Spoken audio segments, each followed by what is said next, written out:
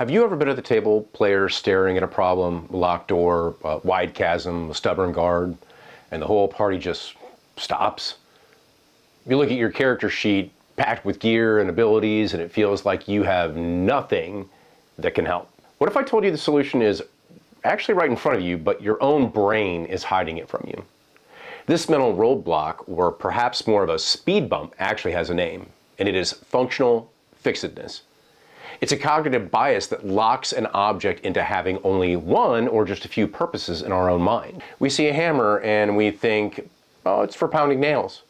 We see a box and we think, oh, it's for holding things. Now, this is usually an efficient way that our brains use these shortcuts to get through everyday life. We do it all the time. However, in a role-playing game where creative problem solving is paramount, this efficiency becomes a hindrance to innovative thinking. There's this classic experiment that demonstrates this concept known as the candle problem. Imagine if you were given a candle, a book of matches, and a cardboard box full of thumbtacks.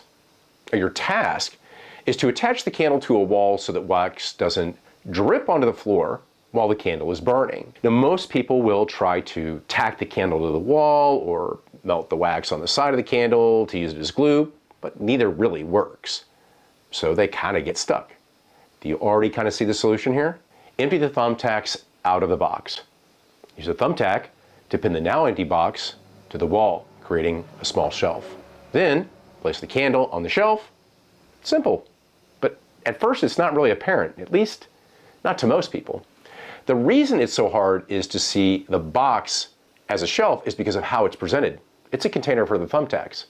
Our brain becomes fixated on the function, preventing us from seeing its potential as the shelf.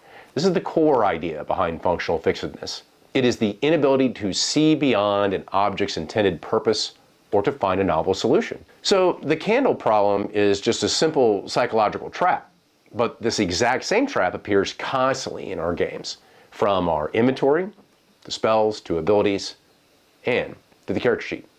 So how does the box of tacks problem show up when we're facing down that dragon? The curse of the character sheet. Because the box was presented as a container, many people couldn't see it as a shelf. Fixation. Now let's translate that into the gaming table. Your character sheet is a box of tools, but it can also be a cognitive trap. Functional fixedness shows up in tabletop or role-playing games in three main ways. The first and most common is item fixedness. You look at your inventory and you see a list of words, not a collection of tools. In a game where we say you can try anything, to some, a flask of oil is only for lighting a lantern, not for creating a slippery trap. The 10-foot pole is for poking things, not for using as a climbing tool. Rule books often make this worse by listing an item with its single intended mechanical use, reinforcing the idea in our own minds. The second is skill and ability fixedness. You see stealth and only think of sneaking past guards. In the absence of a concealment skill, it's not for hiding a key in plain sight while someone is watching you. This is especially true for spells. A fireball is for blowing stuff up, right? But it's also a massive source of light in a dark cavern, a potential signal flare, or a way to start a rock slide to block off pursuing enemies. When we get locked into what a spell is for by the book, we miss out on our opportunities for what we can really do with it. Finally, there's the most subtle trap, character role fixedness. Now, I want to make clear, we're not trying to do away with niche protection of a game that uses character classes or archetypes so that everybody can do everything. This is one very specific thing we're going to talk about with character roles. This is that it's not my job or gotta have niche protection problem. The player with a barbarian tunes out during negotiation because they think I'm a fighter, I hit things. This silos the party into creating and turning a collaborative team into a group of specialists just waiting for their turn in the spotlight. You're not just your class, you're a creative player at the table, and your ideas are valuable no matter what the situation is. So we get stuck seeing our items, skills, and even our own characters in just one specific way. But what happens when players shatter those expectations? legendary plays that break the game's brain. So we've talked about this problem of functional fixedness, from the classic candle problem to the curse on your character sheet. Now let's talk about the legends, the stories that players who saw beyond the box of tacks and immediately thought, shelf. These are moments of brilliant out-of-the-box play and thinking that are what make a lot of RPG experiences memorable. They often fall into a few categories. The first is making the mundane mighty. These players look at a boring everyday item and see a profound and useful tool in many cases. In one game I had, a player was facing down a zombie beholder. Instead of using a weapon, they grabbed a decorative tapestry off the wall and threw it over the creature to cover its many blinding eyes at a crucial moment while we were playing. They stopped seeing a wall decoration and instead saw a large opaque piece of cloth. Another player used a simple steel mirror not to check their hair, but to reflect torchlight into a dark room through a sizable gap under the door. Now, these are innovative uses of cheap items. The secondary category is the reimagining of spells and their abilities.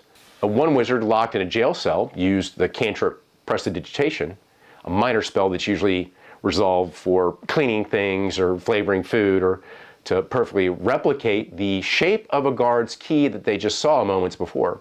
They saw beyond the spell's flavor text to its core function, creating a small trinket-like object. But critical plays involve recontextualization of entire problems. One of my favorite stories is about a bard who needed to infiltrate a warehouse full of criminals. So no stealth, no combat. Instead, they got a city guard drunk, stole his uniform, walked up to the front door pretending to be a corrupt official demanding a bribe. Now, while inside, they secretly go around poisoning the gang's beer barrels with a potion that is a powerful diuretic. And the party waits outside for an hour or so and then storms into the warehouse to find half the enemies completely incapacitated or in the outhouse. You see, these aren't just stories, they're examples of a flexible, creative mind at work. But you don't have to wait for lightning to strike as a bit of inspiration. You can train your brain to do this kind of thing and start seeing these kinds of solutions. Plan to think like a genius. So you got the stories about tapestries and laxatives to win the day. You want to be that kind of player? It's not about being a genius. It's about practicing a few mental exercises to break the brain's cage of functional fixedness. So here are 3 suggestions that you can start using as a player almost right away. The first is to deconstruct your inventory. This is the direct counter to the item fixedness, and it's an application of a technique called generic parts. When you're stuck and you look at your inventory list, but ignore the names, instead describe each item by its physical properties. You don't have an iron pot. You have a heavy concave metal object with a handle. Suddenly, it's not just for cooking. It's an improvised helmet, a drum to create a distraction, a heavy weight for a pressure plate, or a scoop for acid. A common ritual of players reading their inventory out loud when they're stuck. This is that suggestion in action. They're pulling the items out of their normal context to see them fresh. Second, reframe the problem. This approach uses abstraction. Don't focus on the immediate obstacle. Focus on your ultimate goal. Your task isn't, how do we open this locked door? Reframe it as, how do we get on the other side of this wall? This instantly opens up new avenues for thought. Can we get over the wall? Can we get through it? Can we make a hole in the floor or the ceiling? Can we lure someone from the other side to open it for us? By abstracting the goal, you broaden the potential solution space. And number 3 is challenge role fixedness. Make a conscious effort to contribute ideas to solve the problems that aren't your job. If you're playing the barbarian, consider the social issues. If you're the wizard, think about how brute force might actually solve the problem. Your unique perspective is valuable, and the best ideas often come from combining various points of view. So there you have it, a personal plan for practice. Deconstruct, reframe, challenge. But you, player, are only half the equation. The person with the most power to create a truly creative game is the game master. GMs, how to build a creativity gym. So we give the players some suggestions, which doesn't happen too often, right? Now let's talk about GMs, the people running the game. If you are the architect of the game world, how can you, with a few small changes in your design, transform your game from a series of locked doors into a vibrant gymnasium for creative thinking? The most important shift is to design problems or situations, not puzzles. Puzzles atypically have only one correct answer, and the GM has that hidden. The player's job is to just guess what's inside your head. A problem or situation, however, is an open-ended challenge with a clear goal but no pre-planned solution. Instead of a riddle-locked door, put the party in a room that's flooding with a sealed exit. Now they have to clear a goal. They have to survive and escape, and they are forced to use their gear, their abilities, and their environment in ways they might not typically do. This empowers them to make their solutions feel earned. Next is deliberate, descriptive language. The way you describe an object can either build walls or close doors. Remember, the candle experiment is just separating the words, box and tax. That's what made people solve it faster. Do that in your game. Don't say there's a tapestry on the wall. Say a heavy woven cloth tapestry covered in faded dyes hangs on the wall.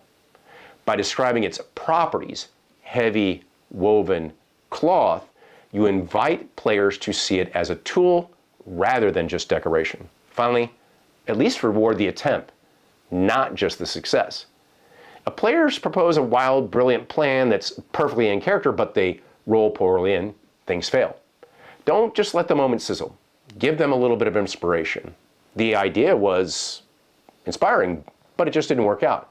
However, in the process, you noticed X.